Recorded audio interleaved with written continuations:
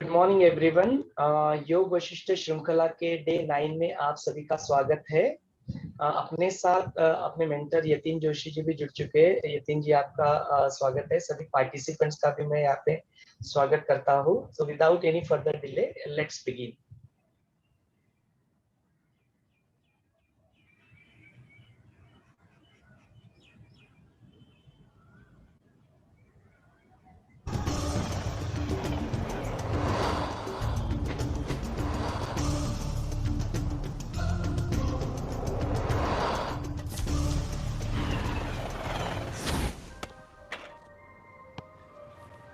Nice shot.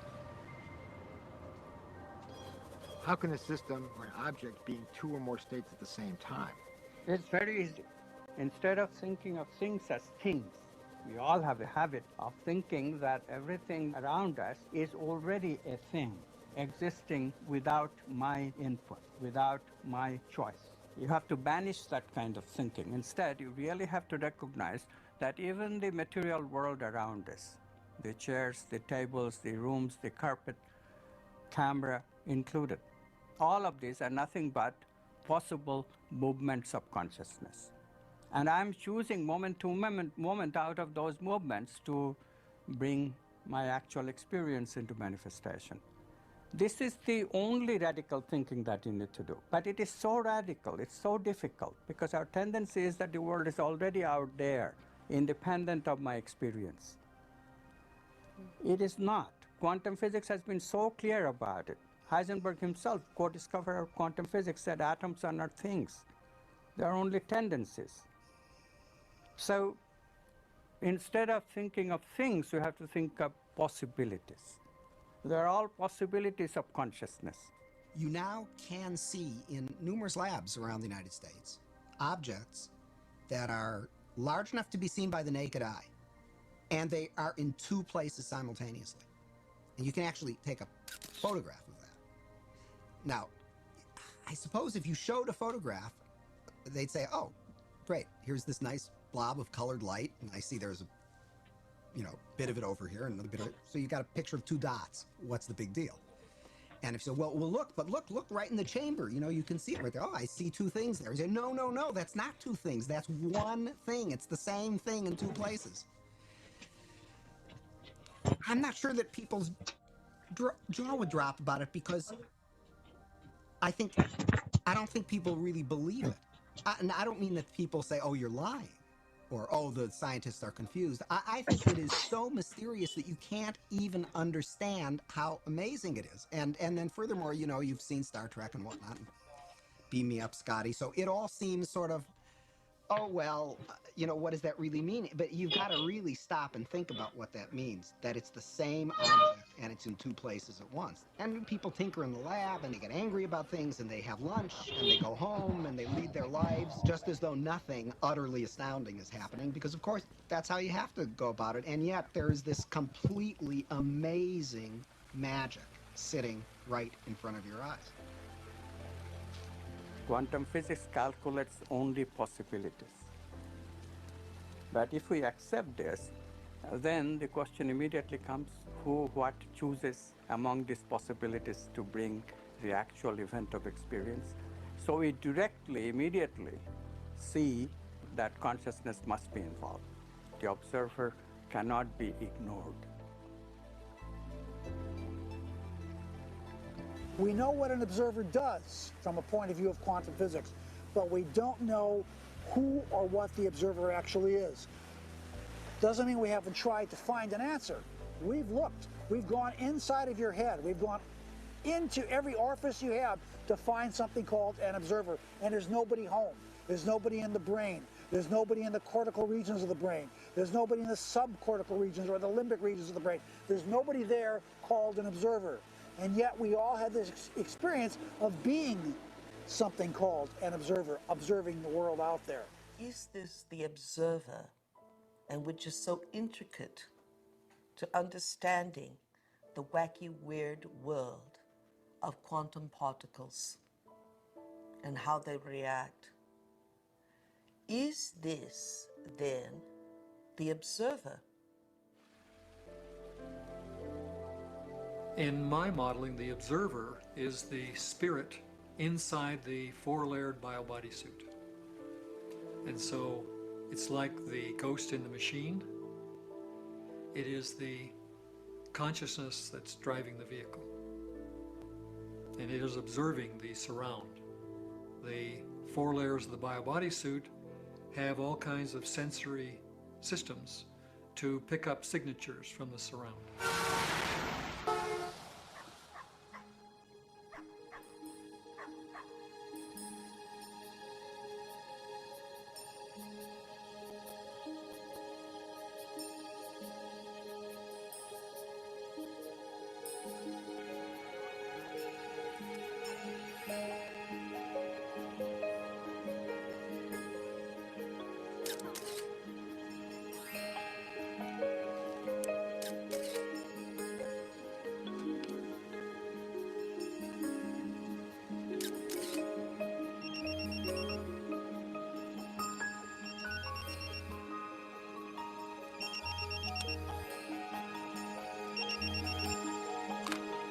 Where the hell are you? I've got a studio full of people, but oh my God, there's no photographer. Where can she be? Aliens? Loch Ness Monster? A hot date? In Washington, D.C., the so-called murder capital of the world, there was a big experiment in the summer of 1993 where 4,000 volunteers came from 100 countries to collectively meditate for long periods of time throughout the day. It was predicted in advance that with such a sized group, you'd have a 25% drop in violent crime, as defined by the FBI, in Washington that summer. Well, the chief of police went on television saying that, look, it's going to take 2 feet of snow to reduce crime by 25% in Washington, D.C. this summer. But by the end, the police department became a collaborator and author of this study because the results, in fact, showed a 25% drop in violent crime in Washington, D.C., which we could predict on the basis of 48 previous studies that had already been done on a smaller scale. This leads naturally to wonder, are people affecting the world of reality that they see? You betcha they are. Every single one of us affects the reality that we see, even if we try to hide from that and play victim. We all are doing it. Just tell me where you are. Good. But hurry, will you please, because these models are giving me a headache. 10 minutes.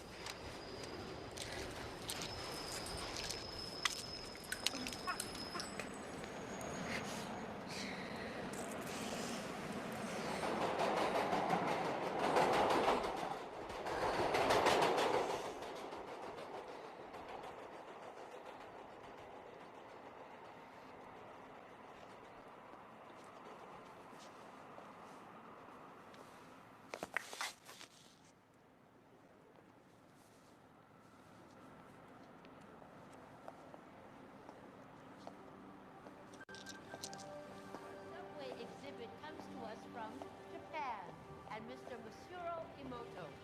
Mr. Emoto became terribly interested in the molecular structure of water and what affects it.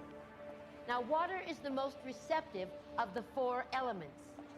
Mr. Emoto thought perhaps it would respond to non-physical events. So he set up a series of studies, applied mental stimuli, and photographed it with a dark field microscope.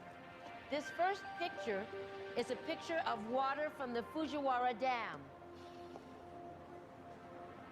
And this picture is the same water after receiving a blessing from a Zen Buddhist monk.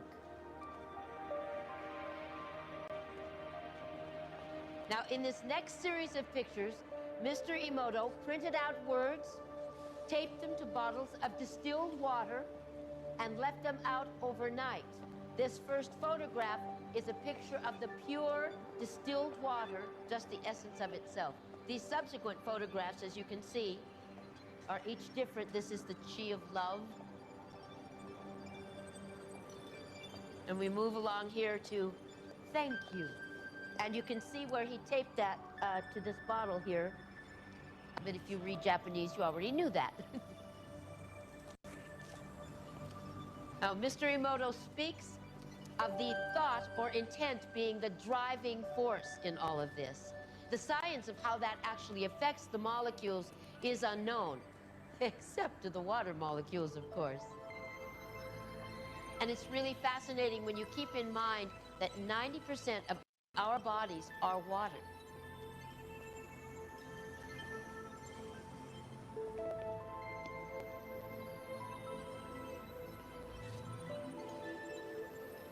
Makes you wonder, doesn't it? If thoughts can do that to water, imagine what our thoughts can do to us.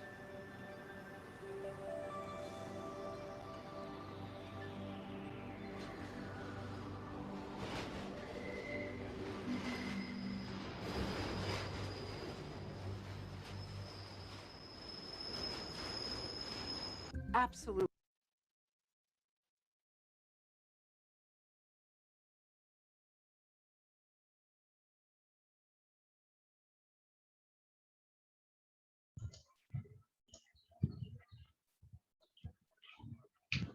So welcome back. That was around 10 to 12 minute of documented video that we saw. And अच्छा, मैं जानबूझकर हिंदी का प्रयोग करूंगा यहाँ पे। काफी सारे लोग अपने वो डॉक्यूमेंट्री अंग्रेजी में, तो इट्स गुड कि हम लोग उसके बारे में जान ले। एक 12 मिनट के वीडियो में इतनी सारी बातें आज कही गई है ना, तो उसके थोड़े कीवर्ड्स हम लोग यहाँ पे रिकैप कर लेते हैं, और फिर हम लोग यतीन जी से अपने योग वशिष्ठ के how it is related to Yoga Vasishtha वो भी हम लोग श्रवण करेंगे। तो आज के वीडियो में आपने देखा होगा कि एक बच्चा है जो बॉल खेल रहा है, एंड वो ऐसे बॉल को अपने उंगली के ऊपर घुमाता है एंड देन उंगली निकाल लेता है, and the ball is rotating on its own. यदि हम लोग इसको ऐसे किसी के बारे में बताए, इसके बारे में क्या ऐसा हो सकता है, तो बोलेंगे come on, are you nuts, दिमाग ठीक है ना तुम्हारा, ऐसे कैसे बॉल घूम जाएगा, बॉल तो ग्रेविटेशनल फोर्स की वजह से गिर जाएगा। बट क्या यही नहीं हो रहा है? देखो, अपनी पृथ्वी घूम रही है सूरज के अराउंड, एंड साइंस उसको एक्सप्लेन भी करता है कि दोनों का ग्रेविटेशनल फोर्स बैलेंस हो जाता है और वो घूम रहा है। बट अल्टीमेटली ये सूरज भी कहाँ पे घूम रहा है, ये कैसे सब कुछ ये हो रहा है, हाउ इट इज हैपनिंग। जो अपने एटम्स होते हैं, एटम्स की तरफ देखोगे तो हम लोग की अंडरस्टैंडिंग कि देयर इज ए न्यूक्लियस, और उसके आगे पीछे वो प्रोटॉन इलेक्ट्रॉन जो घूमते रहते हैं ऑल द टाइम, एंड उसके बीच में जो, लेकिन यहाँ पे क्वांटम फिजिक्स इसके बारे में बोल रहा है कि ये सिर्फ टेंडेंसीज है, actually atoms are just tendencies. हाँ, तो इट्स एंडलेस पॉसिबिलिटीज की यहाँ पे बात चल रही है। तो कैसे कोई एक ही इंसान दो दो जगह पे रह सकता है, दे शो दैट, एंड बोलते कि क्वांटम फिजिक्स जो है इट कैलकुलेट्स ओनली पॉसिबिलिटीज के बारे में बात करता है, एंड बोलते हैं ये पॉसिबिलिटीज के बारे में जब बात करता है तो उसमें वो रेडिकल थिंकिंग आती है। माने आपको पहले वो बिलीव करना, जैसे यतीन जी ने भी बताया था कि फर्स्ट यदि ये किसी ने बताया है, योग वशिष्ठ जी जैसे संत जो अपने मुनि ये हो गए, अगर उन्होंने ये बताया तो सबसे पहले आप शुरुआत यहाँ से शुरू करो कि मान लो पहले इसको, you just believe that yes your mind can create a possibilities.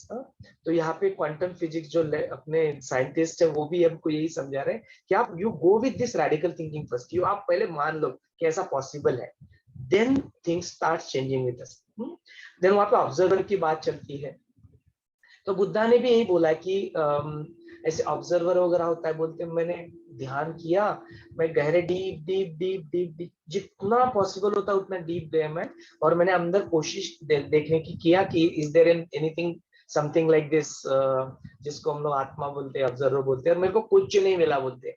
And today's medical science have medically proven the same statement कि बोलते हैं हम लोग इतना ऐसे अंदर घुस गए, पूरा जितना पॉसिबल हो सकता था एटम के अंदर घुस के, तुम्हारे शरीर के अंदर घुस के, ब्रेन के अंदर घुस के, बोले we never found an observer there. ऐसा ऑब्जर्वर जैसे ऐसी कुछ चीज नहीं हमको मिली कि ये ऑब्जर्वर जिसको बोल सकते हैं। एंड देन बोलते हैं उसके बावजूद भी इतना सब एक्सपेरिमेंट करने के बाद में बोलते there is an definite experience of all of us, हमारा एक अनुभव है कि उसके बावजूद भी मेडिकल साइंस जिसको ढूंढ नहीं पाया, उसके बावजूद भी अपने अनुभव में जरूर है कि there is an observer. There is an observer की जो देखता है, देयर इज एन ऑब्जर्वर की जो सुनता है. It is not your ears और your eyes are looking at और hearing it. There is an observer who is listening to all this things. No, that is the ultimate observer की बात कहते हैं. देन आगे आपने वीडियो में देखा होगा कि वॉशिंगटन डीसी में एक एक्सपेरिमेंट किया गया अराउंड 1993 में. तो क्या हुआ, 4000 वॉलेंटियर, 4000 वॉलेंटियर वहां पे इकट्ठा हुए और उन्होंने ऐसे बताया कि हम लोग यहाँ पे अभी 2-3 दिन खाली यहाँ पे बैठ के हम लोग ध्यान करेंगे, मेडिटेशन करेंगे, and it will have an impact on the surrounding of the system. अभी ये लोग मानने के लिए तैयार नहीं थे. उन्होंने बोला कोई बात नहीं, आप बस हमको ये दे दो, यहाँ पे 4000 लोगों को इकट्ठा होने की एक परमिशन आप दे दो. तो ये FBI उसको मान लेता है और उनको परमिशन मिल जाती है और वो 4000 वॉलेंटियर वहां पे बैठ के ध्यान करते हैं पूरे दिन भर. And then FBI and the police department, वो उनका रिकॉर्डिंग चलते ही रहता है ना कि हाउ मच क्राइम, कितना क्राइम दिन भर में हुआ है. And this surprise, they get a surprise जो इनके लिए, वॉलंटियर्स के लिए जो मेडिटेट करे उनके लिए नहीं रहता है, दे नो इट, उनको तो वो तो जानते ही है उसके बारे में. इनके लिए वो सरप्राइज होता था कि उसी पर्टिकुलर दिन वो जो क्राइम रेट जो होता है वो 25% से घट जाता है. So this is a proven fact कि जब कलेक्टिवली कोई हम लोग ध्यान करते हैं तो यज्ञ का स्वरूप प्राप्त होता है, और ना सिर्फ वो अपने शरीर और मन के ऊपर इफेक्ट करता है बट ऑल्सो वो अपने एनवायरमेंट के ऊपर, अपने आजू बाजू के लोगों के ऊपर भी उसका असर होता है. ये उन्होंने प्रूव किया वहां पे. It's experiment that is conducted. आगे चल के हम लोग देखेंगे तो देयर इज अ इंसिडेंट जहाँ पे वो फिर फोन निकालती है एंड उसके बॉस का उसको कॉल आता है and the boss is yelling at her. जो बॉस होता है उसको कि कहाँ पे है अमेंडा, कैसे है, वो उसके ऊपर चिल्लाते रहता है. ये बेसिकली इंसिडेंट बताने की यहाँ पे जरूरत इसलिए पड़ गई कि उन्होंने ऐसा दिखा है बिकॉज वो आगे चल के दिखाना चाहते हैं कि जो अपना जो शरीर है ये 90% पानी से भरा पड़ा हुआ है. पानी is one of the element, अपने पंच महाभूतों से एक है. एंड देन फिर वो कहते हैं कि वहां पे और एक भी स्टडी उन्होंने कंडक्ट किया था जिसमें क्या कि एक जो वाटर था, फुजियारा और डैम का वाटर था, उसमें से एक बूंद उन्होंने निकाली और दो बूंद निकाली एक्चुअली, और एक बूंद को क्या किया कि एक जो बुद्धिस्ट मॉन्क थे उन्होंने उसको ब्लेसिंग दिया. ही ब्लेस्ड दैट. अपने आर्ट ऑफ लिविंग में भी you could notice that it is a process of blessing. कैसे लोग बोलते हैं ना, किसी का नाम ले लो और उसको ब्लेसिंग कर दो, तो बोलते क्या बेवकूफी चल रही है, जिसको बुद्धि को ये बात समझ में नहीं आती, लेकिन इट एक्चुअली वर्क्स. जो ब्लेसिंग जो अपने को पास ऑन करते हैं ना, it actually reaches to that person. तो यहाँ पे उसको सिद्ध किया गया. It's not something that is just a theory, यहाँ पे सिद्ध किया. तो वो बूंद को, वाटर पानी के बूंद को वो बुद्धिस्ट मॉन्क ये करते. And now we have facility ना, technically we are advance. So उसका एटॉमिक स्ट्रक्चर और जो पिक्चर, उसके पिक्चर्स ले लेते हैं दोनों बूंद के, जिसको ब्लेसिंग नहीं दिया होता उसके और जिसको ब्लेसिंग दिया उसके. And they observe over a night जिसको ब्लेसिंग दिया है ना उसका स्ट्रक्चर चेंज होता है. इट इज ऐसे क्रिस्टलाइज मैनर में, तो वो स्ट्रक्चर ये होता है. और जो दूसरा बूंद है जिसको ब्लेसिंग नहीं मिलता है वो ऐसे ही हाफिजा स्थिति में पड़ा रहता है. तो बोलता है अगर एक बूंद को एक ब्लेसिंग इतना बड़ा कार्य कर सकती है, तो यू जस्ट इमेजिन कि अपना जो शरीर जो 90% वाटर से बना हुआ है यहाँ पे, उसके ऊपर किसी ने कुछ बोल दिया, कुछ ब्लेसिंग दे दिया, या किसी ने उसके ऊपर चिल्ला दिया या कुछ नेगेटिव राग द्वेष कर दिया उसके ऊपर, ऐसे चिल्लाने के ऊपर से how it will affect our consciousness. ये यहाँ पे बताने की बात करके इट इज वेरी इंपॉर्टेंट कि हम लोग जो बात करते हैं, किसी को बोलते हैं, तो do not get stuck into very much negative. किसी को भी आप ऐसे श्राप मत दो, किसी का उसने शब्दों से हर्ट मत करो. इसलिए गुरुदेव बोलते हैं ना, silence is very important in our life. मौन जो होता है, वो तपस जो होता है, वो बहुत इंपॉर्टेंट है अपने लाइफ में. तो ये सारी चीजें साइंटिफिकली भी इन्होंने यहाँ पे एक्सप्लेन करने की यहाँ पे हमने देखा कि it is been proven fact now. With that note, I want to request our mentor Yatin to kind of walk us through all these things and also give a perspective of what Yoga Vashishta and what the stories and कहानियां जो है वो क्या कहती है इसके बारे में. Over to you, Yatin. Thank you. जय गुरुदेव. सोमेश सर, मैं एक बात ना यहाँ पे एडमिट करना चाहूँगा. ये डॉक्यूमेंट्रीज, मूवीज, इसका मेरा बहुत अच्छा बैकग्राउंड नहीं है. तो आप जिस तरह से एक्सप्लेन करते हैं ना, ये सारा एकदम अमेजिंग है. ये अगर मुझे बोलोगे कि हाँ ये कहानियाँ या मूवीज एक्सप्लेन करो, तो मेरे बस की बात नहीं है. मैं कभी उसमें ज़्यादा गया ही नहीं डॉक्यूमेंट्रीज में. तो I am really learning a lot. और ये आपका एक्सपीरियंस, एक्सप्लेनेशन बहुत ही सुंदर था. एक दो चीज़ें इसके रिलेटेड जो यहाँ पे आई थी, एक ऑब्जर्वर के बारे में आई थी और एक वो बुद्धिस्ट मॉन्क के बारे में जिन्होंने ब्लेसिंग किया था। तो थोड़ा और उसमें डीप जाना चाहूँगा। योग वशिष्ठ में एक मेडिटेशन है आगे जाके, जिसमें यही ऑब्जर्वर कौन है या मैं कौन हूँ। ऑब्जर्वर मतलब जिसको मैं कहता हूँ ना, जो अहम है, जो कहता है कि मैं हूँ, मैं सब कुछ देख रहा हूँ, मैं ऑब्जर्व कर रहा हूँ। तो वो मैं मतलब कौन है, कहाँ पे है, ये ढूंढने की कोशिश की गई है। अगर हमें वक्त मिलता है आगे जाके कभी, तो हम योग वशिष्ठ में जो मेडिटेशन है ना वो भी करेंगे। वो भी बहुत सुंदर अनुभव रहता है। उसमें ये भी सीखने को मिलता है कि ध्यान कैसे किया जाए। ध्यान में अलग अलग अवस्था में क्या क्या होता जाता है, तो वो अनुभव तो नहीं लेंगे, लेकिन किस तरह से ध्यान किया जाए उसमें भी काफ़ी सुंदर नॉलेज है।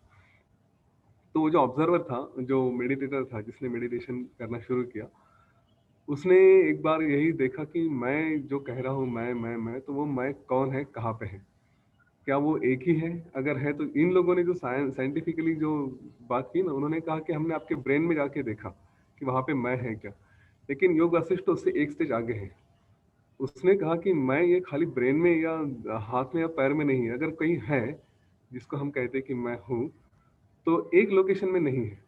और इसका प्रूफ भी उन्होंने देने की कोशिश की। पूरे शरीर में ही वो, जिसको होमोजीनियस कहते हैं इंग्लिश में, कि पूरा एक संघ है जहाँ से ऊपर से लेके नीचे तक हमारे शरीर में उसका अस्तित्व हर जगह है।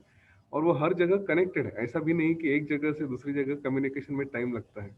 मतलब यहाँ से लेके पैर तक पूरा एक ही चीज़ है, जो जिसको हम मैं कह सकते हैं।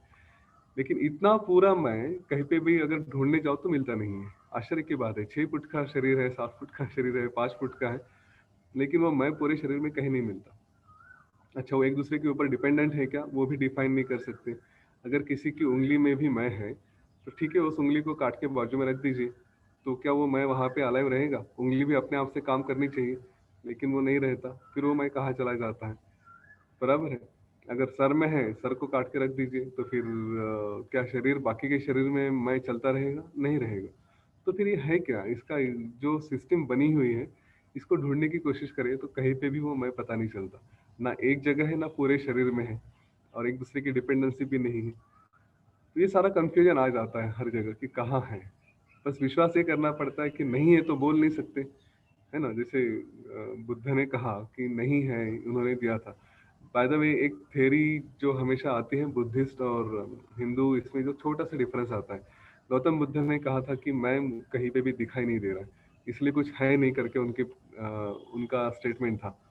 और उसके ऊपर आदि शंकराचार्य ने बाद में ये कहा था कि आप जो कह रहे हैं कि कहीं मैं नहीं हूँ, ये कौन कह रहा है?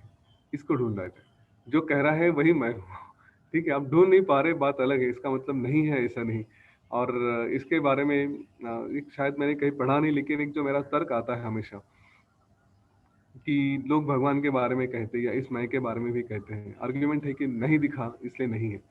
ऐसा जरूरी नहीं है ना? अगर कोई बच्चा अनाथ है, इसका मतलब ये नहीं कि उसका बाप नहीं है, उसको दिखता नहीं। किसी की आंखें बंद है, अंधा है, इसका मतलब ये नहीं कि आजू बाजू में कुछ नहीं है करके, वो है पर हम देख नहीं पाते। तो हमारी शायद उतनी एबिलिटी नहीं है देखने की, ये भी एक उसका उत्तर हो सकता है। तो खैर, ये सारी तर्क की बातें होते हैं, हमें उसमें ज़्यादा इन्वॉल्व नहीं होना है। और दूसरी बात जो आई थी, जो बुद्धिस्ट मॉन्क ने उसको ब्लेसिंग दिया था, हाँ, तो उसमें ना उन्होंने जानबूझ के एक बुद्धिस्ट मॉन्क का ये रेफरेंस लिया है। किसी आम आदमी ने ब्लेसिंग दिया ऐसे नहीं कहा। ठीक है, इस बात को भी आप सारे साधक हैं तो इसको समझे कि एक आम आदमी कुछ कम ज़्यादा बोल देता है ना, तो ठीक है, हो जाता है, उसका नेचर है वैसे। लेकिन जब कोई साधक कुछ बोलता है तो उसका परिणाम डेफिनेटली होता है। ठीक है, तो हमें अपने साधना के ऊपर जैसे विश्वास भी होता है, वैसे एक थोड़ा सा अलर्टनेस भी होना चाहिए। मैं हमेशा कहता हूँ कि ये दो धार वाली तलवार होती है। साधना आपको कुछ देती है, लेकिन आपको दूसरी तरफ का भी ध्यान रखना है कि आपके मुंह से कुछ गलत सलत निकल गया तो उसका परिणाम हो सकता है। इसलिए एक साधना में वो लेवल आ जानी चाहिए। ये मेरा योग वशिष्ठ के सेशंस का फेवरेट स्टेटमेंट है कि सोचने से पहले भी सोचो। ठीक है, आप क्या बोलते हैं उसका एक इफेक्ट होता है, लेकिन आप क्या सोचते हैं उसका बहुत ज़्यादा गहरा इफेक्ट होता है। वही जैसे इन्होंने आज कहा था कि बोलने से, देखिए, पूरे 90% बॉडी में पानी है, तो बोलने से जो इफेक्ट क्या क्या हो सकता है। लेकिन एक बात उसकी थोड़ी और भी जाए, जो योग वशिष्ठ में भी कही गई है, कि खाली बोलना नहीं, बोलने से तो वो तो आउटवर्ड होता है, लेकिन यहाँ पे तो हम ये भी मानते हैं कि हमारा मन भी एक एनर्जी है, वो भी सारी, जैसे मेडिटेशन वालों ने क्या किया, कुछ बोला नहीं, लेकिन उन्होंने अपने ही मन में पूरा शांति का अनुभव किया, तो शांति का अनुभव सब जगह आने लगा। तो वैसे ही हम जो अपने अंदर विचार करते हैं, उसका भी अनुभव बाहर दिखाई देता है। और शायद पहले दूसरे दिन मैंने ये भी कहा था कि आपके विचार ही, मतलब प्रयत्न तो एक है, लेकिन आपके विचार भी आपके लिए काफ़ी चीज़ें बना सकती हैं। तो इसलिए सकारात्मक विचार का बहुत फायदा है। बोलना तो दूर की बात है, विचार भी हमें इस तरह से लेके आने चाहिए कि वो पॉजिटिव हो, पॉजिटिव क्रिएट बनाएं। अक्सर ये होता है कि हम बोलते कम है, लेकिन मन में नेगेटिविटी कई बार आ जाती है, और वो हमें दिखाई देती है कि हाँ हो रही है करके। तो उस नेगेटिविटी के बदले पॉजिटिव विचार लेके आए, है ना। इसलिए ये हमेशा कहता हूँ कि सोचने से पहले सोचो कि मैं क्या सोचने वाला हूँ करके, ठीक है। इस बात का ध्यान रहे। तो चलिए हम आज वो कहानी शुरू करते हैं जिसके बारे में मैंने कल बताया था। ये उत्पत्ति प्रकरण के शुरू में आती है कहानी। हमने अभी तक श्री राम जी का वैराग्य देखा, उसका बाद है जो उसके बाद की चैप्टर है वो है उत्पत्ति प्रकरण, क्रिएशन के बारे में। तो पद्मा नाम का एक राजा था और उसकी पत्नी थी लीलावती। राजा पद्म और पत्नी लीलावती, बहुत सुंदर संसार चल रहा था। हर जगह उन्होंने अपने जीवन के सब तरह के सुख लिए। बहुत अच्छा राजा था, उसके राज में सब सुख शांति थी, और उसका भी पूरा ध्यान अपने ही जीवन में, अपने कार्य में लगा रहता था। एकदम सुशील राजा था, उसके बारे में कोई किसी को कोई कंप्लेंट करने के लिए कोई जगह ही नहीं थी। तो ऐसा राजा और उसकी पत्नी, वो भी एकदम सुशील थी, वो भी अपने पति से बहुत प्रेम करती थी। राजा अगर दुखी होता है तो इसको भी दुख होता था, राजा आनंद में है तो इसको भी आनंद होता था। तो ऐसा एक दूसरे के साथ बहुत सुंदर उनका जीवन चल रहा था।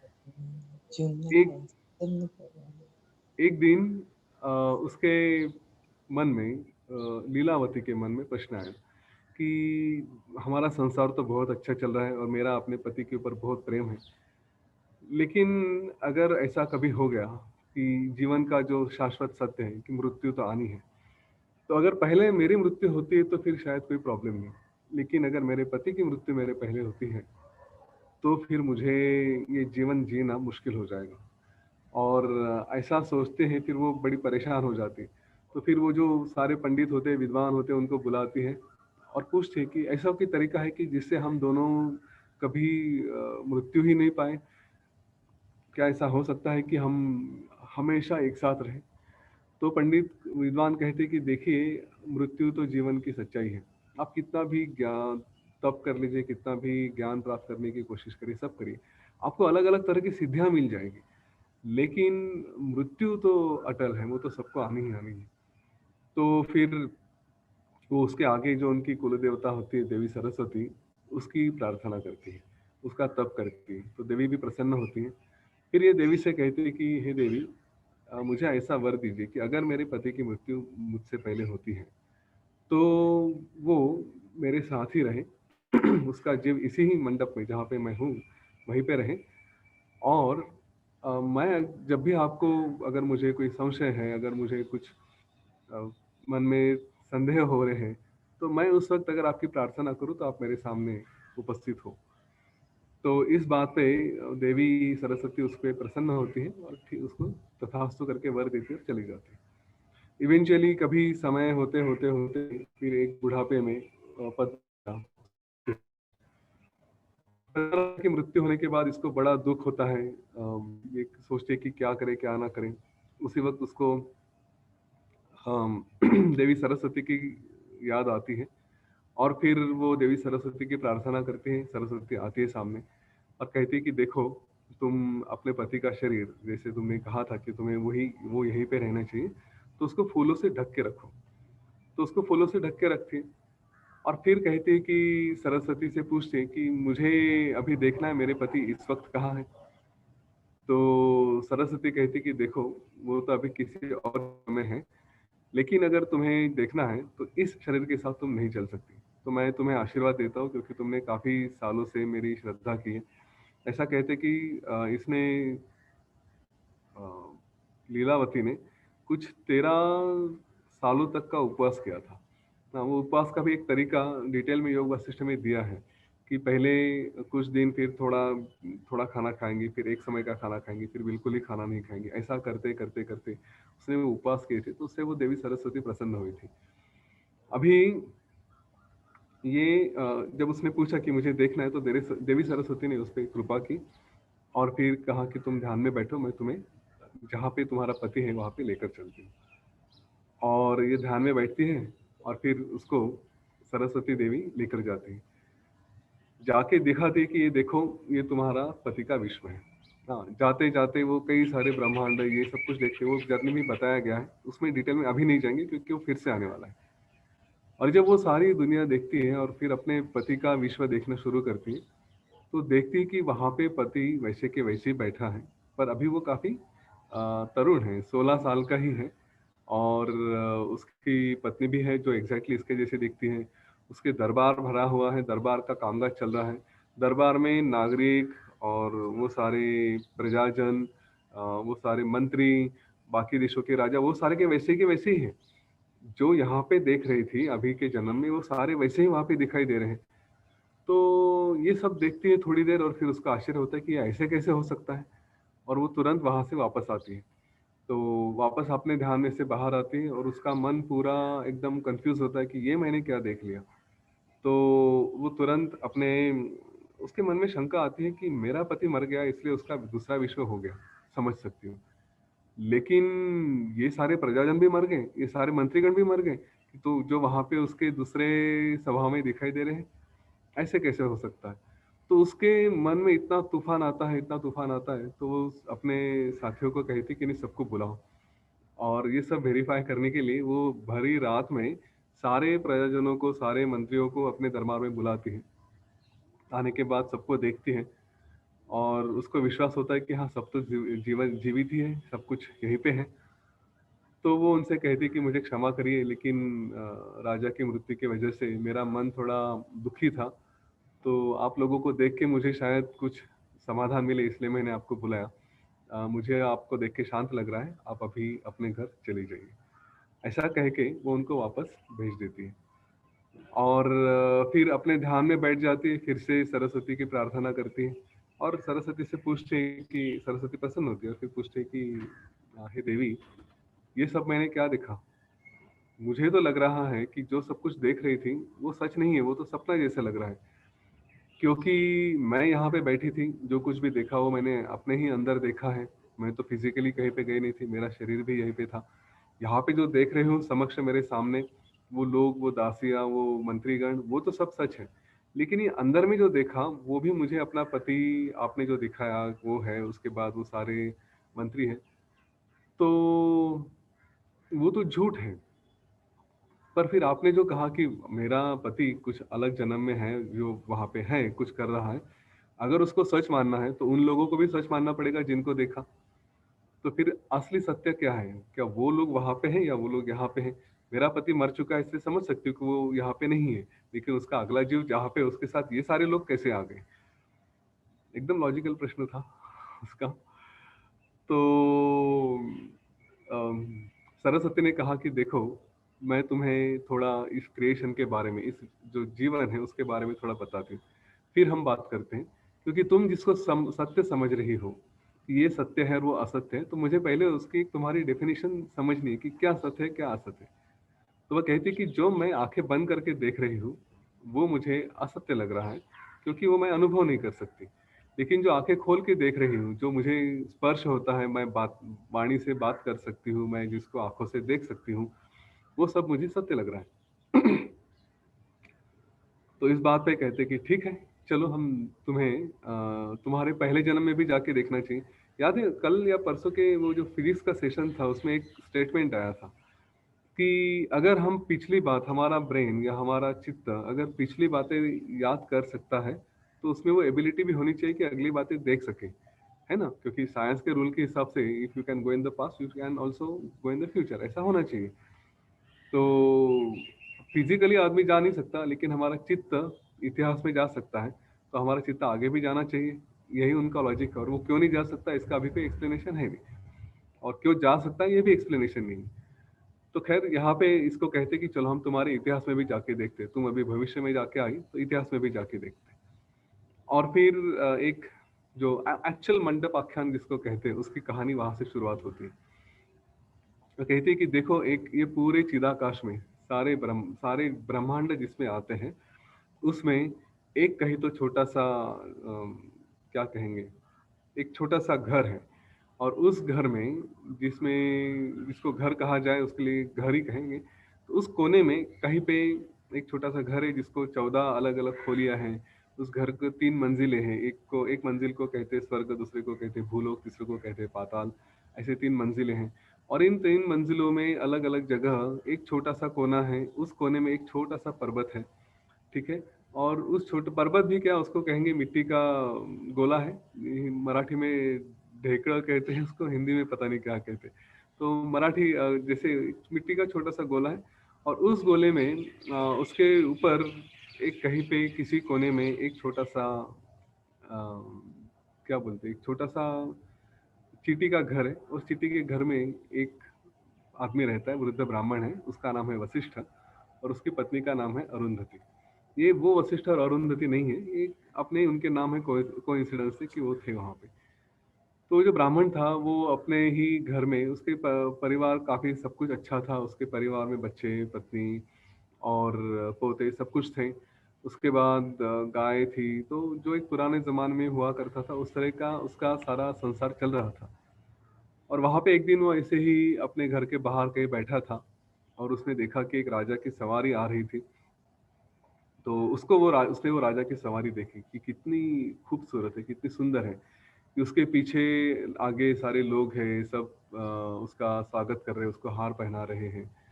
तो उसको लगा कि देखो कितना ऐश्वर्य है इसके पास, और अगर ये ऐश्वर्य मुझे भी मिल जाए तो कैसे, कितना अच्छा होगा। और वो विचार उसके मन में पक्का हो गया, और फिर उसी विचारों के साथ उसकी मृत्यु हो गई। तो चलो हम जाके देखते हैं कि उस ब्राह्मण के यहाँ क्या हुआ। तो कहते कि ठीक है, चलो जाके देखते हैं। और फिर जाकर देखते हैं उसके विश्व में, तो वहाँ पे सरस्वती लीला को लेके जाती है। और लीलावती जब वहाँ पे प्रकट होते हैं दोनों, तो उन ब्राह्मण के पुत्रों से पूछते हैं कि क्या हुआ। तो उससे पहले लीला को सरस्वती कह देती कि ये देखो, ये तुम्हारा पिछला जन्म है। ये जो अरुंधति और ब्राह्मण है ना, आज के तुम पद्मा और लीला हो। उसने भी, अरुंधति ने भी एग्जैक्टली तुम्हारे जैसे ही प्रार्थना की थी कि मेरा अगला जन्म मेरे पति के साथ ही रहे, मुझे हमेशा उसके साथ रहना है, इसलिए तुम इस जन्म और अगले जन्म में दोनों एक साथ हो। लेकिन पिछले जन्म में जब ये ब्राह्मण थे, तुम लोग ब्राह्मण थे, और पत्नी भी तुम थी, तो उस वक्त, उस समय जो हुआ वो देखते कि क्या हुआ है करके। तो ये तुम्हारा पिछला जन्म है। तो जाते हैं फिर से एक ब्रह्मांड लेके दूसरे ब्रह्मांड में, और वहाँ पे फिर मिलते हैं उससे, और वो दोनों प्रकट होते हैं उस समय। अपने आप को उस शक्ति से कहते कि हम इन लोगों के सामने आ जाए। तो सबसे बड़ा जो पुत्र था, वो, उसका नाम था ज्येष्ठ शर्मा। वो पुत्र कहता है कि हे देवियों, आप कौन हो? आप कुछ अलग दिखाई दे रहे हो, आपकी जो प्रभा है अलग से, वो कुछ अलग लग रही है, तो आप कौन हो? तो वो कहते कि हम देवियाँ ही हैं, आपसे मिलने के लिए आए हैं। तो पता है कि आप काफ़ी दुखी हो, तो क्या बात है? तो फिर बच्चा रोने लगता है। वो कहता है कि देखो, हमारा एक बड़ा सुखी परिवार था, और इतने सुखी परिवार में हमारे पिताजी थे जिनकी 8 दिन पहले मृत्यु हो गई, उनके साथ साथ हमारी माता की भी मृत्यु हो गई। और हम उसी दुख में अभी है। लेकिन आपके आने से हमें कुछ काफ़ी एक रिलैक्सेशन फील हो रहा है कि कोई तो अच्छे आके हमको सांत्वन दे रहे हैं। तो ये कहती कि हाँ, हम जीवन का सार ऐसे ही है, मृत्यु है, ये है, वो थोड़ा जो ज्ञान देना है उस वक्त दे देते हैं, और फिर वहाँ से निकल जाते हैं। तो यहाँ पे आने के बाद सरस्वती को लीला पूछती कि ये कैसे हो सकता है। उसने तो कहा कि उनकी मृत्यु होके 8 ही दिन हुए हैं, और हमने तो कई सालों तक राज किया, हमारा जन्म होके कई सालों तक वो निकल गए, अभी इनकी मृत्यु हुई पद्मराजा की।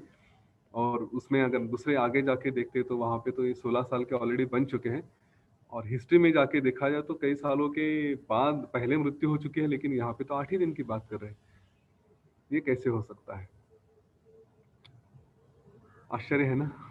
थ्योरी ऑफ रिलेटिविटी योग वशिष्ठ में ऑलरेडी आ चुकी है। हाँ, कि उन्होंने कहा, सरस्वती ने, कि टाइम और स्पेस ये कंसेप्ट आप लोगों की है, ब्रह्मांड में, विश्व में और कॉन्शियसनेस में ये कंसेप्ट कहीं होती ही नहीं। ठीक है, इन कंसेप्ट को हमारे हिसाब से कोई स्थान नहीं है, खाली मन का खेल है। और जैसे मैंने कभी आपको ये बताया था, उदाहरण भी दिया था कि हम अपने प्रियतम के साथ अगर कहीं बैठे हैं, बातें कर रहे हैं, समय बिता रहे हैं, तो लंबा समय भी ऐसे ही चुटकियों में चला जाता है। और वही बात अगर हम ऑटो की कुर्सी पे बैठे रहें तो हमें लगता है कि बाप रे, एक क्षण भी लगता है कितने समय तक बैठे हैं, है ना। अगर आप ट्रैवल कर रहे हैं गाड़ी से कहीं लेकर, तो घर से निकलते ही काफ़ी लंबा समय तो जल्दी चला जाता है, लेकिन जैसे ही डेस्टिनेशन आना शुरू होता है ना, ऐसा लग रहा है अरे कितना समय लग रहा है, कितना समय लग रहा है, अभी क्यों नहीं आ रहा है। उसी जर्नी का मेजर पोर्शन तो आसानी से निकल जाता है, एंड का पोर्शन अभी तक क्यों नहीं आ रहा, छोटा सा समय भी बहुत लंबा लगने लगता है। खैर छोड़िए, ये सारा मन का खेल होता है, वही उसको लीला को सरस्वती समझाती है। तो कहानी और आगे है, लेकिन यहाँ पे रुके आज के लिए कि कैसे? सुमेश सर क्या कहेंगे? कुछ प्रश्न वगैरह वो भी देख लेंगे। हाँ हाँ, देख सकते हैं। एंड अमेजिंग थिंग जो आपने बताया ना यतीन, अबाउट जो सरस्वती जी है, विद्या की देवता हम लोग सरस्वती को रिप्रेजेंट करते हैं।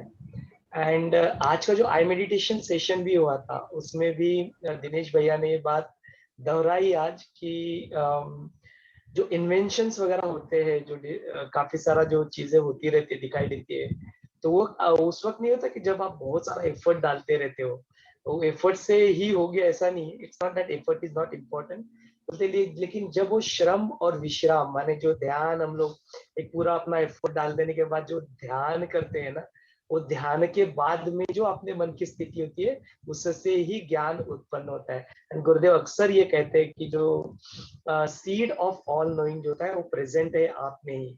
No, it is such a beautiful thing to actually realize, जो उन्होंने भी आज reiterate किया। एंड आज सरस्वती जी का भी उल्लेख यहाँ पे आया है। तो सरस्वती माने वो चीज नहीं है कि जो सिर्फ आपको विद्या, माने वो सिर्फ वो नहीं है कि जो आपको स्कूल्स में जाके ही मिलेगी या वहां पे पढ़ने लिखने से ही मिलेगी। There is a very beautiful example जो हमने लास्ट टाइम जो अष्टावक्र चल रहा था उस वक्त भी इसका उल्लेख आया था कि जो अपने जलगांव के साइड में जो अपनी बहिनाबाई करके है, she is a very famous poet. और आपको जान के मतलब पता नहीं होगा तो जान के ताज्जुब होगा कि वो अनपढ़ थी एक्चुअली, तो बस वो बोल सकती थी, और बोलने के बाद में भी बहुत अच्छी अच्छी उनकी कई सारे कविताएं उनकी जो जिन्होंने सुनी उन्होंने वो रिकॉर्ड करके उसको लिख के रखी और लिटरेचर का वो हिस्सा बन गई है। तो ये नहीं है कि ज्ञान की जो सरस्वती है वो सिर्फ पढ़ने, इट्स नॉट दैट हम लोग पढ़ना लिखना तो इम्पोर्टेंट नहीं है, ऐसा नहीं बोल रहे हैं, वो भी इम्पोर्टेंट है, लेकिन ये बात को भी समझना इम्पोर्टेंट है कि जब बहुत सारा श्रम कर लेते हैं, एफर्ट डाल देते हैं, तो आप बैठ के ध्यान में भी उतर जाओ। वो ध्यान में उतर जाते हैं, अंदर चले जाते हैं, तो बोलते सारे विश्व की जानकारी वहां पे प्रेजेंट ही है। वहां से जो स्रोत है उसके साथ कनेक्ट हो जाते हैं, तो सरस्वती का आशीर्वाद मिल ही जाता है, वो आशीर्वाद दे देती है अपने को, तथास्तु हो जाता है। और फिर जो गान है वो जो आता है तो उदय हो ही जाता है उसका, और फिर इन्वेंशन हो जाते हैं, कविताओं की रचना हो जाती है। दिनेश भैया ने बोला ना, काफी सारे जो आज पे जो पेंटिंग वगैरह होती है, काफी सारे जो रचनाएं होती है, उस वक्त नहीं लिखी जाती, बोले जब वो बहुत सारा एफर्ट और ये डाल रहा है, उस वक्त उनके मन में आती है वो जो नई नई चीजें। It is when they are effortless, they go effortless, they go deeper with in.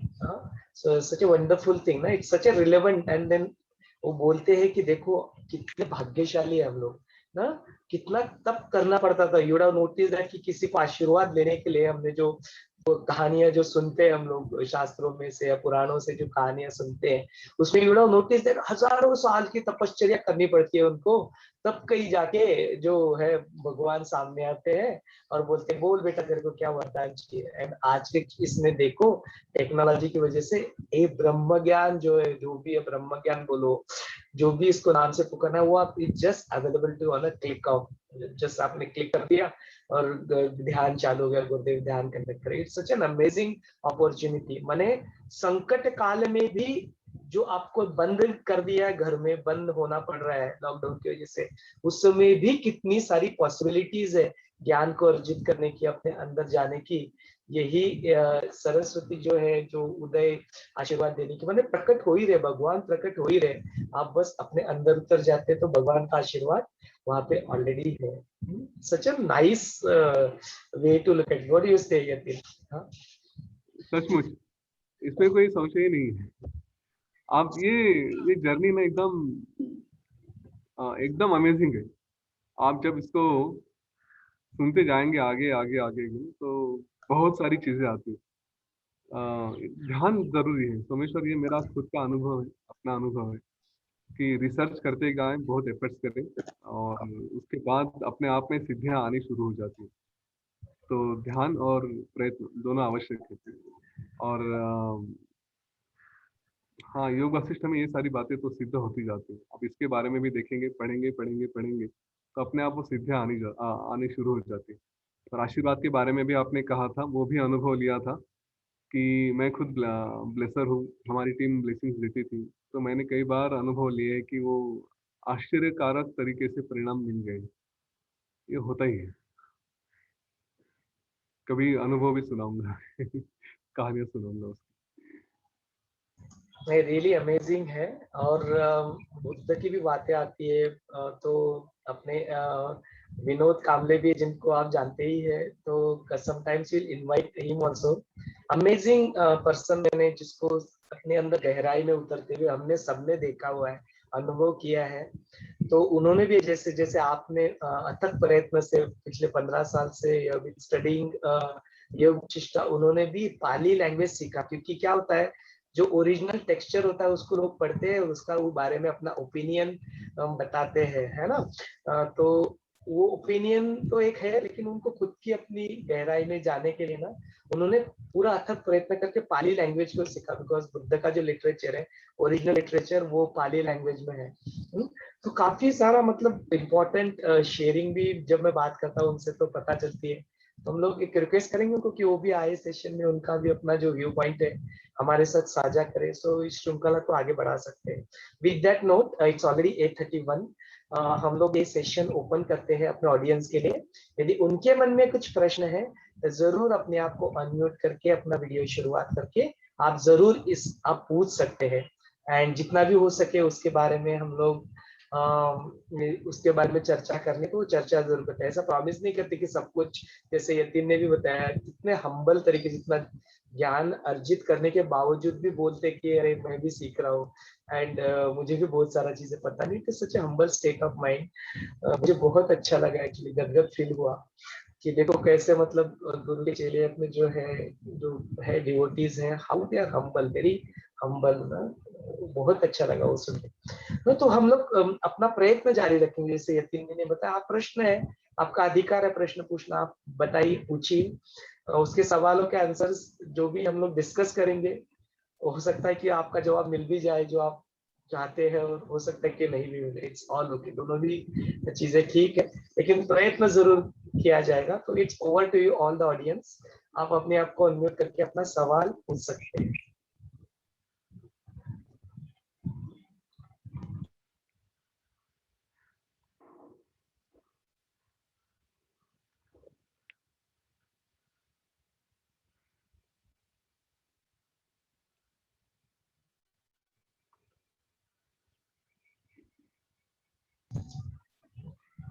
किसी के मन में कोई प्रश्न नहीं है तो बहुत अच्छी बात है। अच्छा, प्रश्न पूछेंगे तो भी अच्छी बात हो गया, दैट इज ऑल्सो गुड। दोनों भी चीजें ठीक है और स्वीकार्य है। यदि प्रश्न है तो पूछिए। पूरा योग वशिष्ठ का सार ही हमको आज सुनने को मिल रहा है। बिकॉज एक वक्त में अवतार होने के बावजूद भी रामचंद्र जी ने प्रश्न पूछे थे। तब जाके वो बाकी के सारे जो सुनने के लिए आए थे वो बहुत खुश हो गए थे कि चलो अभी इन्होंने प्रश्न पूछे, अभी योग वशिष्ठ भी ज्ञान देंगे हमें। तो आप प्रश्न पूछेंगे तो पॉसिबिलिटीज बन जाती है। यतीन जी से हमें और कुछ सुनने को जरूर मिल जाएगा उसके बारे में। प्रश्न पूछ सकते हैं, it's okay to ask questions. भैया रियली अमेजिंग, मतलब वाओ फीलिंग आती है कि कितना अद्भुत नॉलेज है। और जैसे यतीन जी और आप उसका इलेबोरेट करते हैं, बहुत बहुत सुंदर, बहुत सुंदर। कुछ आज तो कुछ ऐसा प्रश्न है नहीं, बहुत सुंदर है। जैसे ये एक जगह पे दो जगह पे एक हो सकता है। जैसे गुरुजी ने एक बार बताया था कि जैसे आप टीवी की चैनल होती है अंदर, आप जो प्रेस करते हो वही दिखाई देती है। तो कुछ समझ में आया, आज ज्यादा समझ में आया इसके बारे में। और वैसे आपने बोला कि पहले मान लेना चाहिए, फिर धीरे धीरे अनुभव में आता है, तो वो बढ़िया लगा।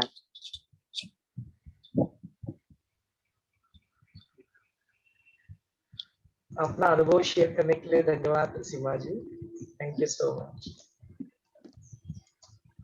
किसी के मन में प्रश्न है तो आप पूछ सकते हैं, तो क्यों आस्क क्वेश्चंस। यदि मन में प्रश्न नहीं है तो आज का सेशन हम लोग यहीं पे समाप्त करते हैं। सी यू ऑल टुमारो। यतीन जी आपको कुछ ऐड करना है तो प्लीज यू कैन ऐड। नहीं, कल इसकी कहानी, ये जो कहानी चल रही थी, इसको आगे लेके जाते हैं, और बड़ा सुंदर पोर्शन है उसका। योग वशिष्ठ की अनफॉर्चुनेटली समय की मर्यादा की वजह से समय पूरा डिटेल में हम लोग नहीं जा सकते, वरना इसको पढ़ते पढ़ते काफ़ी सुंदर अनुभव भी आते हैं, काफ़ी सुंदर डिस्क्रिप्शन भी है।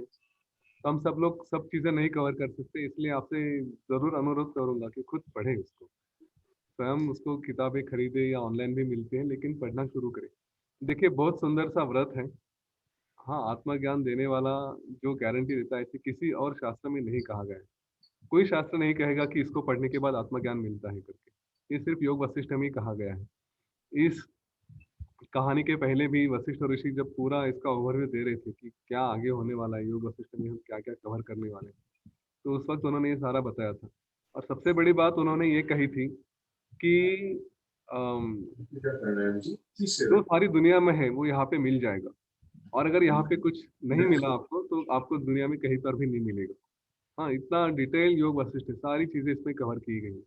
तो ये अनुभव छोड़िए मत, एक जीवन हमें पता है जो हमें मिला है। अब पिछले जन्म हमें अभी पता नहीं, आगे के जन्म के बारे में भी हमें पता नहीं। तो मैं कहूँगा ये अपॉर्चुनिटी है, ये आप खुद उसको अनुभव करें। हो सके तो बाकी लोगों को भी बताएं कि हाँ आइए, जैसे श्री राम जी ने अपना वैराग्य बताना शुरू किया, तो उस वक्त सारे सिद्ध थे, सारे ऋषि थे, है ना। मैंने कहा था कि सबको फोन करके बताया कि अरे चलो चलो चलो, वहाँ पे कुछ हो रहा है। तो आप भी अपना कर्तव्य करिए, किसी के जीवन में पता नहीं आप क्या फर्क लेकर आ सकते हैं।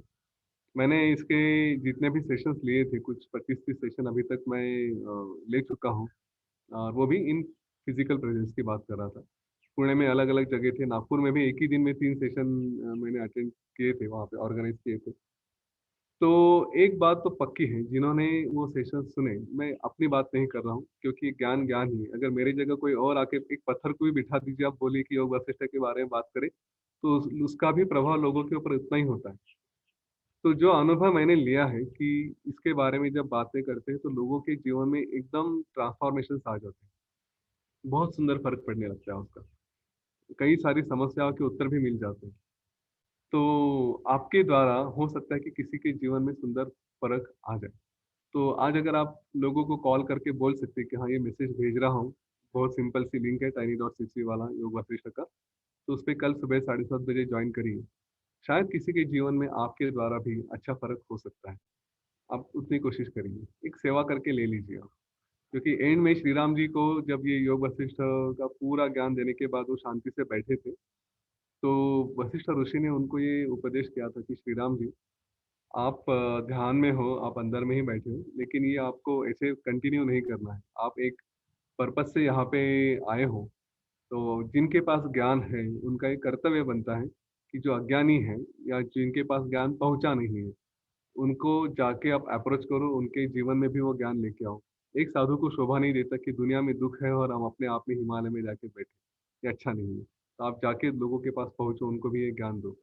एक्चुअली श्री राम जी ने ये काम ऑलरेडी कर दिया था, अपने आप को अज्ञान में दिखा के हम सबके लिए ये ज्ञान लेके आए थे, लेकिन उनको फिर से बताया गया कि आराम से बैठो मत, जाओ अपने कर्म करो, लोगों के पास ज्ञान लेके। तो आपको भी ये काम करना है। आप योग वशिष्ठ में ना इसके बाद इस बात का ध्यान रहे, मैं कहानियाँ बता रहा हूँ, ऋषि जी जब बताएंगे तो श्री राम जी और वशिष्ठ ऋषि का संवाद होते रहेगा। तो हमें वशिष्ठ समझने की ज़रूरत नहीं है, लेकिन अपने आप को श्री राम जरूर समझें। जो भी प्रश्न आ रहे हैं समझिए कि आपकी तरफ से प्रश्न आ रहे हैं, जो भी उपदेश मिल रहा है वो ये समझिए कि आपको ही मिल रहा है। ठीक है, श्री राम जी तो एक सिंबल के रूप से यहाँ पे है। जिस तरह से भी जहाँ से भी ज्ञान आ रहा है, वो ज्ञान आ रहा है, वो किताबों से आपके पास आ रहा है, लेकिन अपने आप को श्री राम जी समझिए और वो हिसाब से देखिए कि हाँ सचमुच आप ही में वो चेंज हो रहे हैं, वो आप ही को बताया जा रहा है जो भी है। तो ये काम थोड़ा और भी कर लीजिए कि बाकी लोगों के पास भी पहुंचे, उनके भी जीवन में ये थोड़ा ज्ञान का प्रकाश लेके आइए। वैसे भी है ही क्या जीवन, हमने तो देखा ना, सब सपना ही है। तो जो शरीर मिला है उसमें से कुछ थोड़ा अच्छा अच्छा काम करके चले जाएंगे। ठीक है, तो इतना करने की कोशिश करिए। धन्यवाद। जय गुरुदेव। व्हाट इज अमेजिंग आवाहन जो यतीन जी ने किया है, हम लोग जरूर इसके ऊपर काम करेंगे। Yatin, I take a personal commitment to pass on this message that कि आओ, यहाँ पे हो रहा है, चर्चा हो रही है, आप भी जुड़ जाओ। तो जितने भी अपने व्हाट्सएप ग्रुप है, जितने भी अपने फेसबुक पे सोशल मीडिया है, iMeditate.club के ऊपर पे ऑलरेडी है, सारे पिछले वीडियोस भी वहाँ पे डाल दिए गए। आज का भी रिकॉर्डिंग वहाँ पे अपलोड हो ही जाएगा यूट्यूब पे, उसकी लिंक वहाँ पे डाल दी जाएगी। लेकिन उसके अलावा भी बहुत सारे जो अन्य चैनल्स भी हैं, उन तक भी जस्ट आप एक फोटोग्राफ डाल के इसकी लिंक भी डाल दो, टाइम डाल दो, तो लोग जरूर इसमें जुड़ सकते हैं और उनके जीवन में परिवर्तन हो सकता है। ये बहुत सही बात है। I second the thoughts express by Yatin ji है। विद दैट नोट, आज का सेशन हम लोग यहीं पे समाप्त करते हैं। जय गुरुदेव, सी यू ऑल टुमारो। यतीन जी ने पहले जो भी वो 13 बार जो